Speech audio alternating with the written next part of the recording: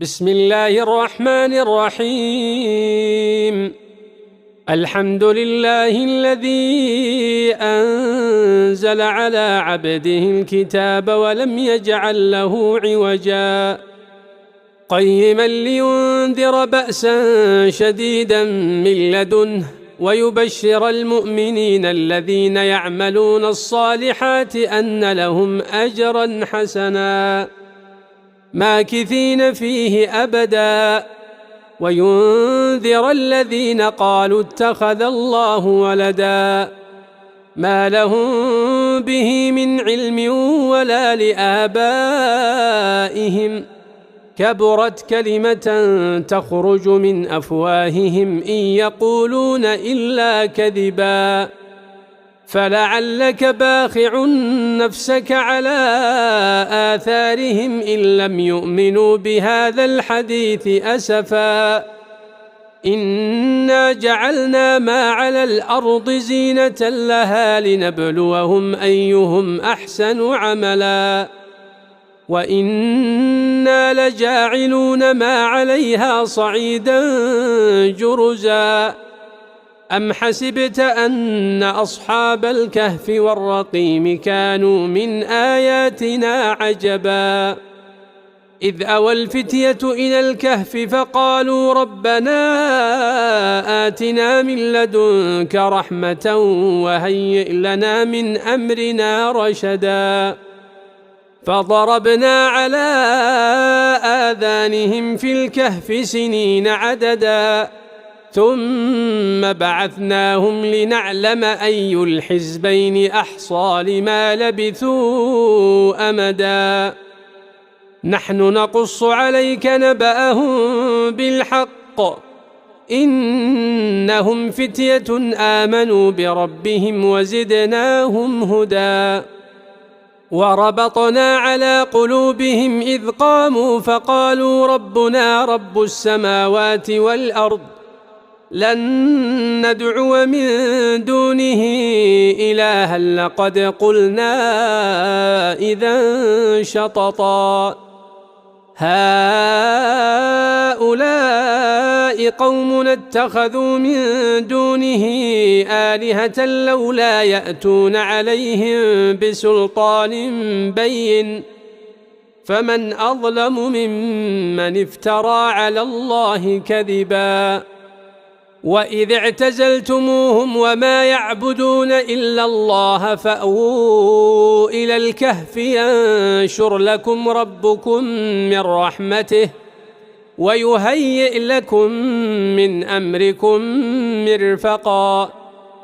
وترى الشمس إذا طلعت تزاور عن كهفهم ذات اليمين وإذا غربت تقرضهم ذات الشمال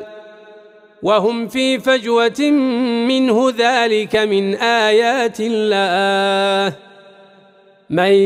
يهد الله فهو المهتد ومن يضلل فلن تجد له وليا مرشدا وتحسبهم أيقاظا وهم رقود ونقلبهم ذات اليمين وذات الشمال وكلبهم باسط ذراعيه بالوصيد لو اطلعت عليهم لوليت منهم فرارا ولملئت منهم رعبا وكذلك بعثناهم ليتساءلوا بينهم قال قائل منهم كم لبثتم قالوا لبثنا يوما أو بعض يوم قالوا ربكم أعلم بما لبثتم فابعثوا أحدكم بورقكم هذه إلى المدينة فلينظر أيها أزكى طعاما فليأتكم برزق منه وليتلطف ولا يشعرن بكم أحدا إنهم إن يظهروا عليكم يرجموكم أو يعيدوكم في ملتهم ولن تفلحوا إذن أبدا وكذلك أعثرنا عليهم ليعلموا أن وعد الله حق وأن الساعة لا ريب فيها إذ يتنازعون بينهم أمرهم فقالوا ابنوا عليهم بنيانا ربهم أعلم بهم قال الذين غلبوا على أمرهم لنتخذن عليهم مسجدا سيقولون ثلاثة رابعهم كلبهم ويقولون خمسة سادسهم كلبهم رجما بالغيب ويقولون سبعة وثامنهم كلبهم قل ربي أعلم بعدتهم ما يعلمهم إلا قليل فلا تمار فيهم إلا مراء ظاهرا ولا تستفت فيهم منهم أحدا ولا تقولن لشيء إني فاعل ذلك غدا إلا أن يشاء الله واذكر ربك إذا نسيت وقل عسى أن يهديني ربي لأقرب من هذا رشدا ولبثوا في كهفهم 300 سنين وازدادوا 9 قل الله أعلم بما لبثوا له غيب السماوات والأرض أبصر به وأسمع ما لهم من دونه من ولي ولا يشرك في حكمه أحدا واتل ما أوحي إليك من كتاب ربك لا مبدل لكلماته ولن تجد من دونه ملتحدا واصبر نفسك مع الذين يدعون ربهم بالغداة والعشي يريدون وجهه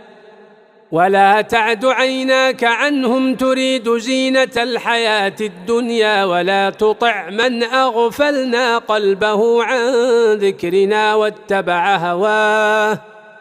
وكان أمره فرطا وقل الحق من ربكم فمن شاء فليؤمن ومن شاء فليكفر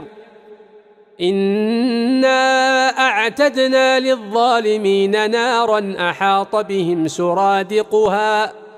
وإن يستغيثوا يغاثوا بماء كالمهل يشوي الوجوه بئس الشراب وساءت مرتفقا إن الذين آمنوا وعملوا الصالحات إنا لا نضيع أجر من أحسن عملا أولئك لهم جنات عدن تجري من تحتهم الأنهار يحلون فيها من أساور من ذهب ويلبسون ثيابا خضرا من سندس واستبرق متكئين فيها على الأرائك نعم الثواب وحسنت مرتفقا واضرب لهم مثل الرجلين جعلنا لأحدهما جنتين من أعناب وحففناهما بنخل وجعلنا بينهما زرعا كلتا الجنتين آتت أكلها ولم تظلم منه شيئا وفجرنا خلالهما نهرا وكان له ثمر فقال لصاحبه وهو يحاوره أنا أكثر منك مالا وأعز نفرا ودخل جنته وهو ظالم لنفسه قال ما أظن أن تبيد هذه أبدا وما أظن الساعة قائمة ولئن رددت إلى ربي لأجدن خيرا منها منقلبا قال له صاحبه وهو يحاوره أكفرت بالذي خلقك من تراب ثم من نطفة ثم سواك رجلا لكن هو الله ربي ولا أشرك بربي أحدا ولولا إذ دخلت جنتك قلت ما شاء الله لا قوة إلا بالله إن ترني أنا أقل منك مالا وولدا فعسى ربي أن يؤتيني خيرا من جنتك ويرسل عليها حسبانا من السماء فتصبح صعيدا زلقا أو يصبح ماؤها غورا فلن تستطيع له طلبا وأحيط بثمره فأصبح يقلب كفيه على ما أنفق فيها وهي خاوية على عروشها ويقول يا ليتني لم أشرك بربي أحدا ولم تكن له فئة ينصرونه من دون الله وما كان منتصرا هنالك الولاية لله الحق هو خير ثوابا وخير عقبا واضرب لهم مثل الحياة الدنيا كماء إن أنزلناه من السماء فاختلط به نبات الأرض فأصبح هشيما تذروه الرياح وكان الله على كل شيء مقتدرا المال والبنون زينة الحياة الدنيا والباقيات الصالحات خير عند ربك ثوابا وخير أملا ويوم نسير الجبال وترى الأرض بارزة وحشرناهم فلم نغادر منهم أحدا وعرضوا على ربك صفا لقد جئتمونا كما خلقناكم أول مرة بل زعمتم أن لن نجعل لكم موعدا ووضع الكتاب فترى المجرمين مشفقين مما فيه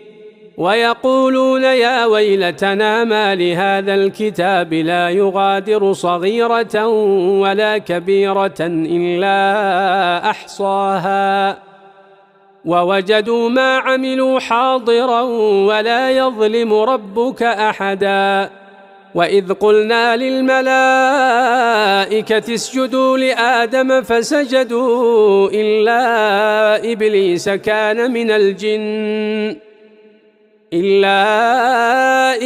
كان من الجن ففسق عن أمر ربه أفتتخذونه وذريته أولياء من دوني وهم لكم عدو بئس للظالمين بدلا ما أشهدتهم خلق السماوات والأرض ولا خلق أنفسهم وما كنت متخذ المضلين عضدا ويوم يقول نادوا شركائي الذين زعمتم فدعوهم فلم يستجيبوا لهم وجعلنا بينهم موبقا ورأى المجرمون النار فظنوا أنهم مواقعوها ولم يجدوا عنها مصرفا ولقد صرفنا في هذا القرآن للناس من كل مثل وكان الإنسان أكثر شيء جدلا وما منع الناس أن يؤمنوا إذ جاءهم الهدى ويستغفروا ربهم إلا أن تأتيهم سنة الأولين أو يأتيهم العذاب قبلا وما نرسل المرسلين إلا مبشرين ومنذرين ويجادل الذين كفروا بالباطل ليدحضوا به الحق واتخذوا آياتي وما أنذروا هزوا ومن أظلم ممن ذكر بآيات ربه فأعرض عنها ونسي ما قدمت يداه إنا جعلنا على قلوبهم أكنة أن يفقهوه وفي آذانهم وقرا وإن تدعهم إلى الهدى فلن يهتدوا إذن أبدا وربك الغفور ذو الرحمة لو يؤاخذهم بما كسبوا لعجل لهم العذاب بل لهم موعد لن يجدوا من دونه موئلا وتلك القرى أهلكناهم لما ظلموا وجعلنا لمهلكهم موعدا وإذ قال موسى لفتاه لا أبرح حتى أبلغ مجمع البحرين أو أمضي حقبا فلما بلغا مجمع بينهما نسيا حوتهما فاتخذ سبيله في البحر سربا فلما جاوزا قال لفتاه آتنا غداءنا لقد لقينا من سفرنا هذا نصبا قال أرأيت إذ أوينا إلى الصخرة فإني نسيت الحوت وما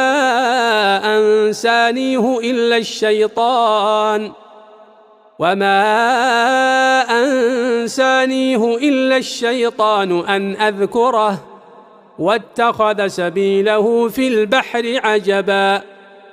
قال ذلك ما كنا نبغي فارتدا على آثارهما قصصا فوجدا عبدا من عبادنا آتيناه رحمة من عندنا وعلمناه من لدنا علما قال له موسى هل أتبعك على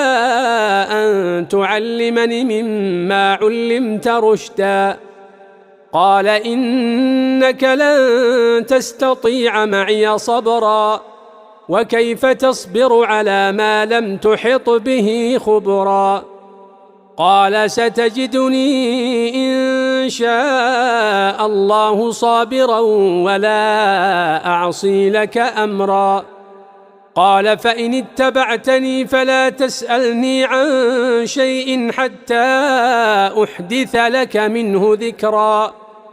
فانطلقا حتى إذا ركبا في السفينة خرقها قال أخرقتها لتغرق أهلها لقد جئت شيئا إمرا قال ألم أقل إنك لن تستطيع معي صبرا قال لا تؤاخذني بما نسيت ولا ترهقني من أمري عسرا فانطلقا حتى إذا لقيا غلاما فقتله قال أقتلت نفسا زكية بغير نفس لقد جئت شيئا نكرا قال ألم أقل لك إنك لن تستطيع معي صبرا قال إن سألتك عن شيء بعدها فلا تصاحبني قد بلغت من لدني عذرا فانطلقا حتى إذا أتيا أهل قرية استطعما أهلها فأبوا أن يضيفوهما فوجدا فيها جدارا يريد أن ينقض فأقامه قال لو شئت لاتخذت عليه أجرا قال هذا فراق بيني وبينك سأنبئك بتأويل ما لم تستطع عليه صبرا أما السفينة فكانت لمساكين يعملون في البحر فأردت أن أعيبها وكان وراءهم ملك يأخذ كل سفينة غصبا. وأما الغلام فكان أبواه مؤمنين فخشينا أن يرهقهما طغيانا وكفرا فأردنا أن يبدلهما ربهما خيرا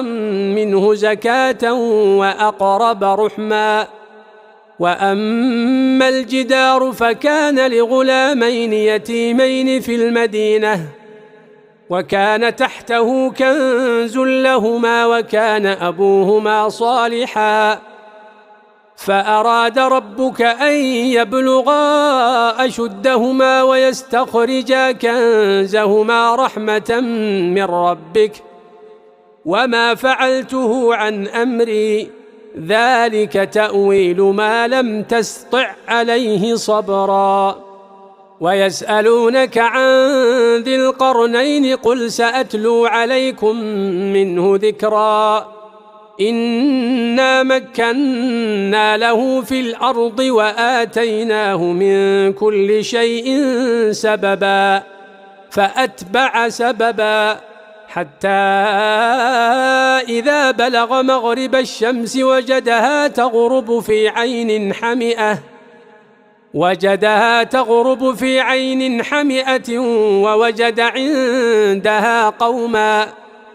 قلنا يا ذا القرنين إما أن تعذب وإما أن تتخذ فيهم حسنا.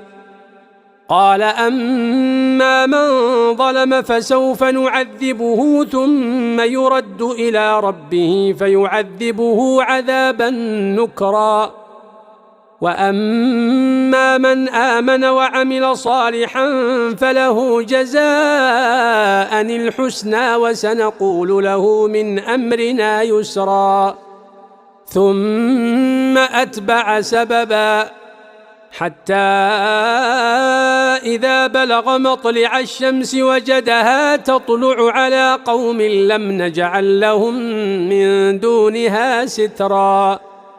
كذلك وقد أحطنا بما لديه خبرا. ثم أتبع سببا حتى إذا بلغ بين السدين وجد من دونهما قوما لا يكادون يفقهون قولا. قالوا يا ذا القرنين إن يأجوج ومأجوج مفسدون في الأرض فهل نجعل لك خرجا على أن تجعل بيننا وبينهم سدا. قال ما مكني فيه ربي خير فأعينوني بقوة أجعل بينكم وبينهم ردما. آتوني زبر الحديد حتى إذا ساوى بين الصدفين قال انفخوا حتى